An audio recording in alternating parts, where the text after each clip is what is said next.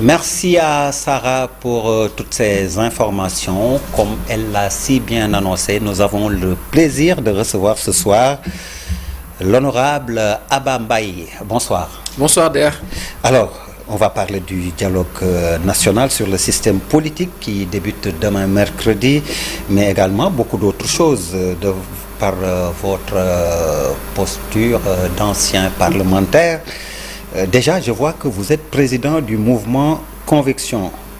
Vous avez pris votre propre route apparemment. Oui, tout à fait. On a fait le choix un peu de nous émanciper.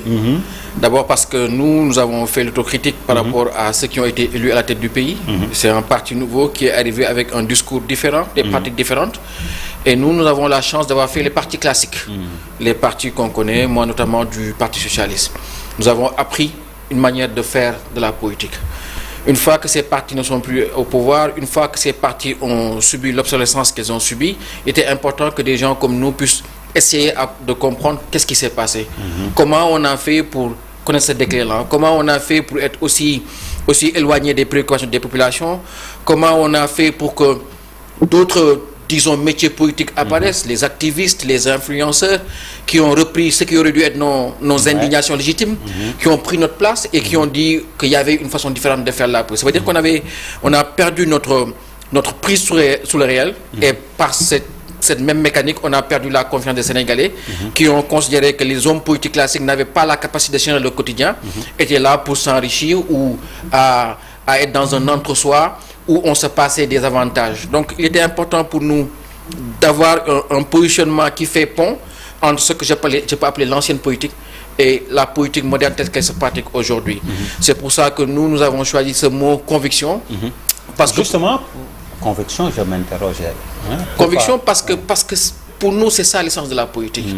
La politique, qu'elle soit considérée comme rétrograde ou qu'elle soit considérée comme moderne, est toujours une affaire de conviction. C'est d'abord un engagement.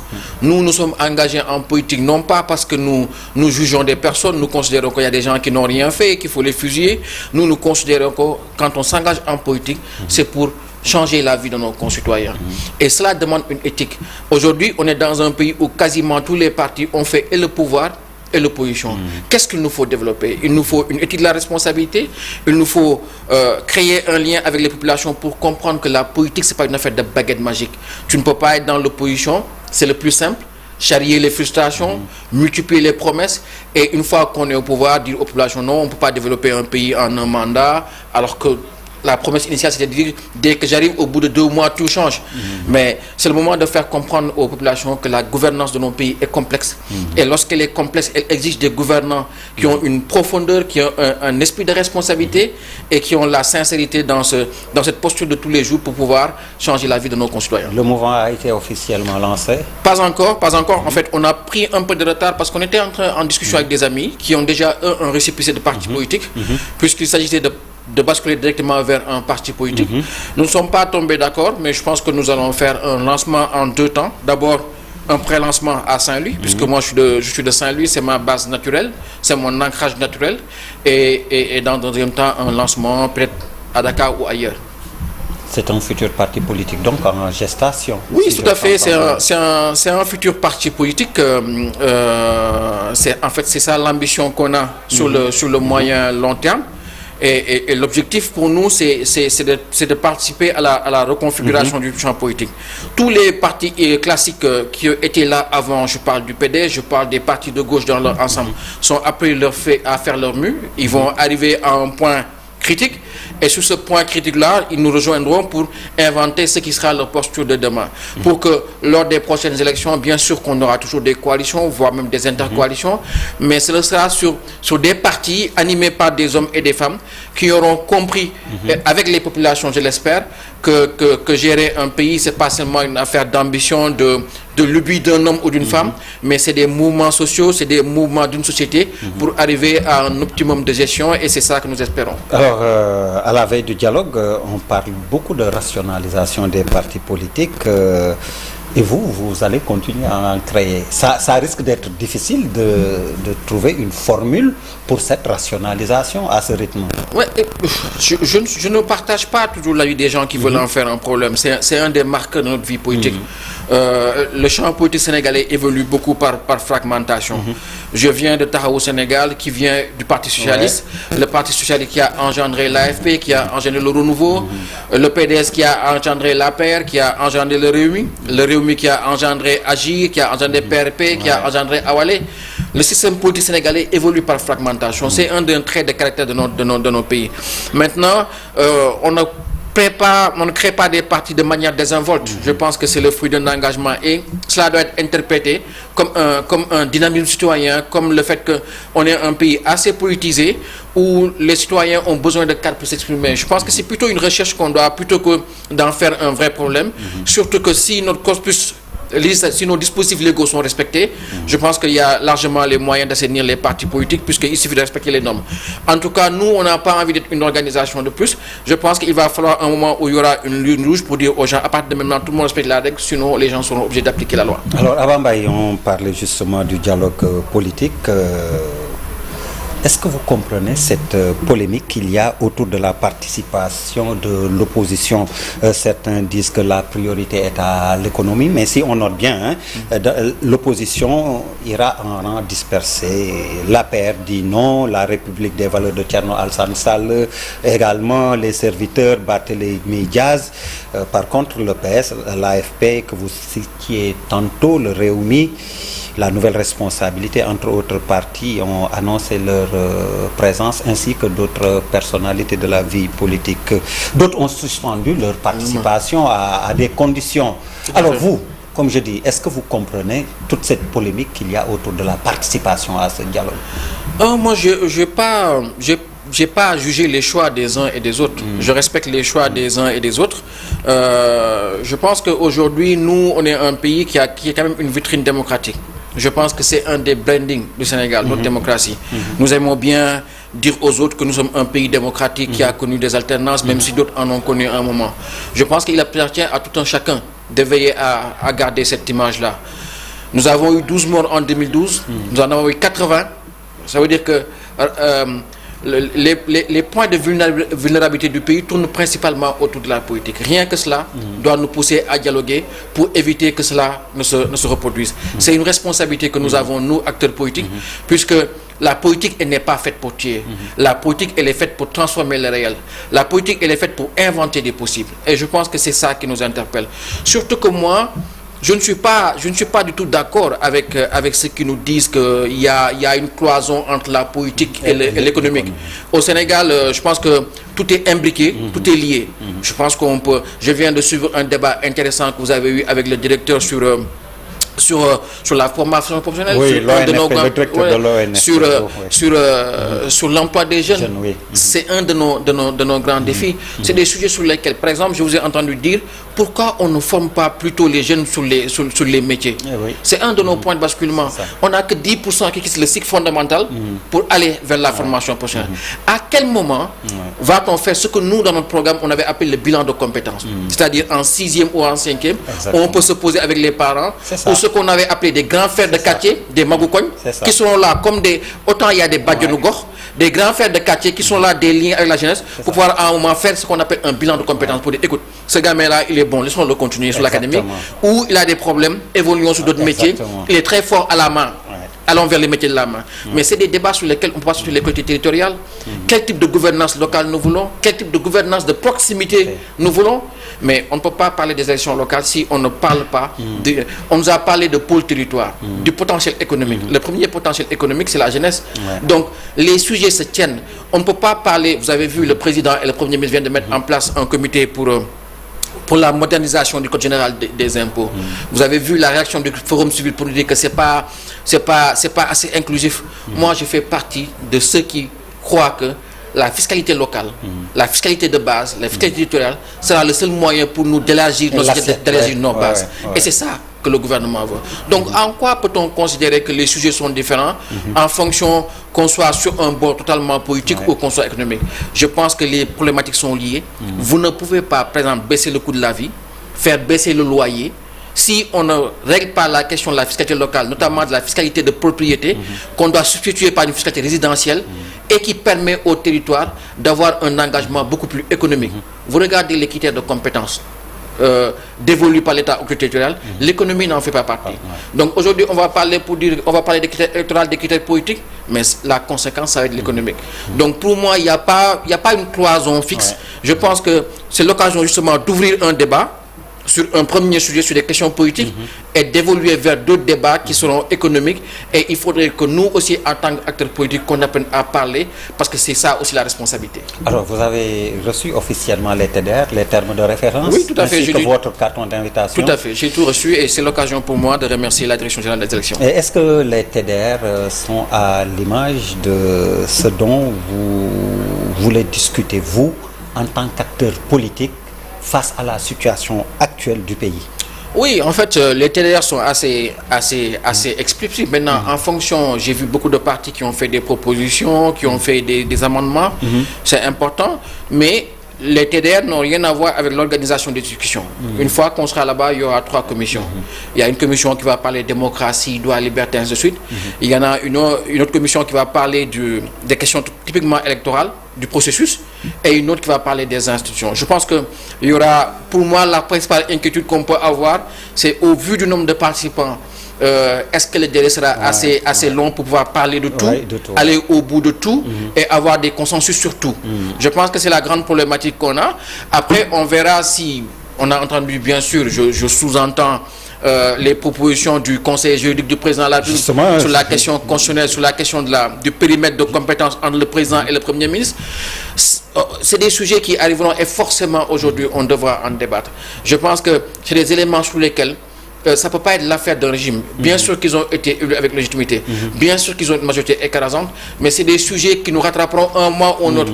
Donc forcément, prenons le temps d'en débattre et de trouver un consensus plutôt que d'essayer de passer par force, parce que ça va biaiser le débat après. En tant qu'ancien parlementaire, comme je disais, le mode de scrutin au législatif, vous l'avez un peu évoqué, avec le fameux Raw Gadou. Vous pensez qu'on devrait en discuter dans ce dialogue? Vous irez avec cette proposition? Oui, il n'y a pas de sujet tabou. Il n'y a pas de sujet tabou. Je pense qu'on devait pouvoir discuter de tout. Le plus grand mal qu'on peut faire à notre démocratie, c'est de lui mettre des œillères, c'est de lui fixer des limites, parce qu'il n'y en a pas. À chaque élection, les choses se recomposent, les choses se réinventent. Il faudrait qu'on soit en phase avec les aspirations, qu'on soit moderne et qu'on arrive à qualifier notre démocratie, c'est-à-dire à mettre un plus de qualité. Mettre de la qualité, c'est travailler sur la qualité du député en tant que tel et de faire un système beaucoup plus juste. Bien entendu, au vu des résultats, c'est quand même affligeant d'avoir une telle puissance à l'Assemblée de 130 députés, alors qu'on a quasiment le même nombre de voix que l'opposition. Si les gens ne travaillent pas à changer cela, qu'est-ce qui va les rattraper? Ce qui va nous rattraper, c'est ce qui s'est passé avec Yewwi se reproduira un mois ou un autre. Au début de mandat, tu peux penser que c'est acquis, mais il suffit de voir tous les régimes qui sont passés. Une fois que vous passez cette masse critique de 5 ans, 6 ans de gouvernance, ben vous reprenez à l'homme. Et qu'est-ce qui va passer? Une intercoalition va revenir, t'amener en ballottage, et on va repartir dans une crise comme on a connu, et ça, on ne l'espère pas. Alors, un autre débat dans l'actualité, je veux dire, c'est l'acquisition des véhicules pour les députés. Vous étiez de la dernière législature. Qu'est-ce que vous en pensez? Je pense que déjà à la base, je note qu'à l'Assemblée, il y a une volonté de réforme de la part du président. Mais je pense que c'est un sujet qu'il a très mal géré, parce qu'il a voulu en faire une affaire personnelle, alors que c'est l'affaire des députés. Moi, j'ai été membre de la dernière législature. Un des grands problèmes qu'on a à l'Assemblée, c'est la précarité du député. Le député, c'est un Sénégalais comme tous les autres, qui arrive à l'Assemblée et qui trouve un revenu, mais qui a des projets. Le député, il va avoir une maison. Le député, il va avoir des garanties pour sa famille, pour l'avenir, surtout que c'est sur 5 ans. Qu'est-ce qui se passe généralement? C'est que dès que les députés viennent, ils ont généralement, quand le jour de l'installation de l'Assemblée d'air, les banques sont là. C'est-à-dire, ils prêtent aux députés. Donc, ce qui fait que les députés perdent déjà généralement la moitié de leur revenu en prêt. Moi, je connais une femme députée qui est arrivée comme suppléante, qui ne l'espérait pas, et qui est arrivée à l'Assemblée et qui a pris un prêt parce que sa maison familiale qui était en héritage était en vente. Et des cas comme ça, je peux vous en donner des dizaines. Maintenant, les gens, ils prennent des prêts et ils deviennent totalement précaires. C'est pourquoi beaucoup de députés, une fois qu'ils venaient à Dakar, ils s'installaient, d'où l'incendie qu'il y avait eu à l'hôtel des députés en un moment, parce que les gens finissent par habiter dans l'hôtel des députés, alors que c'est quasiment transitoire, c'est pour les sessions. Donc, pour moi, Je pense que si le président avait fait un sondage, je pense que la plupart des députés auraient préféré les indemnités plutôt que de recréer. Parce que l'indemnité vient en supplément au revenu. Ouais. Le député peut chercher son propre véhicule et on aurait pu se passer de toute cette polémique-là. Alors que pour moi, il y a d'autres problématiques qui sont beaucoup plus graves. Tenez-vous bien d'air. À l'Assemblée, il n'y a que 8 assistants parlementaires. C'est un problème. 8 assistants parlementaires. Et comment est-ce qu'ils font? Mais vous vous rendez, d'où le problème qu'on a. Je vous ai dit qu'aujourd'hui, ce qui pose problème à l'Assemblée, c'est pas le salaire du député. Ils sont assistants parlementaires de tous les députés. De tous les députés. Vous allez en France ou même en Côte d'Ivoire, en côté, chaque député a une assistante, a une assistante parlementaire. Les députés sont à 2 par bureau. Vous vous rendez compte? Donc aujourd'hui, si on veut améliorer notre démocratie, comme on l'a dit à l'ère du dialogue, c'est vraiment améliorer les conditions de travail du député, mais aussi la qualité de nos députés. D'ailleurs, moi, j'ai été député. Je vote une loi de règlement. Je me lève, après il y a un nouveau régime qui arrive et qui me dit non, monsieur le député, tout ce que vous avez voté, en fait, était faux. Les comptes étaient maquillés. La dette était fausse. Le déficit était faux. À l'époque, qu'est-ce qui me permettait, moi, en tant que parlementaire? C'est la Cour des comptes qui m'a donné un rapport qui me dit que le budget est bon. Donc, aujourd'hui, le problème de notre pays, c'est le contrôle de l'action du gouvernement à temps réel. Ce n'est pas ces problématiques annexes de véhicules. Et ça, un des grands enjeux, c'est arriver à pousser les partis, comme je l'ai dit, à se moderniser et avoir l'aspiration d'envoyer à l'Assemblée des députés de qualité. Et je pense que et là, les gens comprendront que l'accessoire suit le principal. Aujourd'hui, vous nommez quelqu'un, vous donnez vous vous rendez compte à quel point même ça fausse les débats de fond. Quand les gens parlent de réduction du train de vie de l'État, les gens parlent de poste. Non, ce n'est pas un problème de poste. C'est un problème de service public. C'est un problème d'action de l'État au quotidien. Et les véhicules et tout ce qui va avec ne sont que des accessoires à ces fonctions-là. Si vous voulez les réduire ou les enlever, ben, il faut enlever les fonctions. Et c'est pour ça qu'il faut apprendre à avoir de très bons débats dans ce pays-là. Et pour moi, sur ce débat-là, ça a été très mal géré. Je me suis amusé à faire le ratio dans ma tête. C'est donc un assistant parlementaire pour 21 c'est ça, députés environ, pas plus de 20 en tout cas. Et tenez-vous bien. Non, ce que je veux savoir, c'est comment est-ce que ces gens-là s'arrangent pour faire quelconque job pour ces députés. Plus de 20 députés. Qu'est-ce qu'ils ont fait? Avec un seul assistant. Ils ont pris les assistants parlementaires, ils les ont positionnés dans les commissions de l'Assemblée. Vous savez, à l'Assemblée, il y a 14 commissions permanentes. Donc, on va vous parler de l'assistant de la commission énergie, de l'assistant de la commission. Alors que chaque député aurait dû avoir son assistant parlementaire. Et tenez-vous bien, on les a eu grâce à l'USAID. Vous vous rappelez quand Moundia Sissé avait fait le programme de coopération avec l'Assemblée? Et c'est à cause de l'USAID qu'on avait une bibliothèque de l'Assemblée. Aujourd'hui, qu'on a un seul des députés. C'est-à-dire, quels sont les efforts que nous faisons au quotidien pour améliorer nos institutions? C'est la même problématique qu'on a au niveau de la justice. Aujourd'hui, le parquet financier est là, il se déploie, mais la justice est un service public qui a un coût. On vient d'inaugurer à Saint-Louis le tribunal de Saint-Louis. Le chantier a duré 12 ans. C'est Mimi Touré qui avait fait la pose de la première pierre. C'est Ousmane Diagne qui vient de l'inaugurer il n'y a même pas 3 semaines. Donc, vous vous rendez compte que au-delà des débats qu'on peut avoir, suggestions totalement annexes, totalement subsidiaires, il y a des questions de fond qui sont là. Et comme je l'ai dit, l'accessoire suit le principal. Parlons du principal, parlons de l'essentiel. Et l'accessoire, c'est gérable. Vous l'avez évoqué dans votre propos, le judiciaire. Alors, l'actualité judiciaire, il y a ces ministres devant la Haute Cour de justice. Ils étaient 5 avec des fortunes diverses. Un ministre de votre localité, vous l'avez dit, vous êtes responsable politique à Saint-Louis, M. Mansour Faye, pour ne pas le nommer, sous mandat de dépôt dans l'affaire de la reddition des comptes fonds force Covid. Vous êtes de Saint-Louis, comme je dis, vous êtes responsable politique là-bas. Quel est votre avis là-dessus? Oui, c'est difficile parce que ce serait totalement faux de dire que ça m'indiffère totalement, que ça ne me touche pas. Mansour Faye, Amadou Mansour Faye est un Saint-Louisien, est une connaissance. Et dans ces moments difficiles-là, j'ai une pensée pour sa famille que je connais. J'ai une pensée pour ses soutiens, pour ses amis qui sont à Saint-Louis. Je pense que si ça ne dépendait que de nous, aucun homme politique n'irait en prison. Nous avons vécu ce traumatisme-là lorsque le leader que nous soutenions à l'époque était en prison. Nous avons individuellement vécu le traumatisme de la prison. Je pense que c'est pour ça suffit assez pour ne le souhaiter à personne. Mais aujourd'hui, bon, nous sommes dans un contexte de reddition des comptes. Sur ce dossier-là, moi, j'ai lu les réquisitions des avocats d'Amadou Mansour Faye. J'ai écouté une ancienne ministre du Commerce. Et à la limite, sur ces dossiers-là, je pense que d'où l'importance qu'il y a à avoir de bons débats, à clarifier, à apaiser, à assainir le débat public, puisque entre les considérations que les Sénégalais ont sur le rapport de la Cour des comptes et la réalité des conclusions, je pense qu'il y a beaucoup de choses qui sont critiquables. Sur le ministre Amadou Mansour Faye, sur une ministre que j'apprécie beaucoup parce que c'est une dame très pétillante, l'ancienne ministre Anne-Sophie Gladima. Je pense que espérons que la justice, qui au bout du bout sera appelée à juger dans le cadre d'un procès, rendra justice à ces hommes et à ces femmes qui ont eu à servir l'État. Mais si ça ne dépendait que de nous, on va tout faire pour dépénaliser la politique. Je pense qu'ils avaient des cautions, on aurait pu prendre ces cautions et les libérer. Au final, la justice a décidé de les mettre en prison. C'est une situation très difficile, mais espérons qu'au bout du bout, le plus important, c'est d'avoir un procès équitable. Merci beaucoup. Merci beaucoup. Babacar Abba Mbaye, président du mouvement Conviction. Merci à vous également, mesdames, messieurs, de nous avoir reçus chez vous. Excellente suite de programme. C'était Soir d'Info. Merci, bonsoir.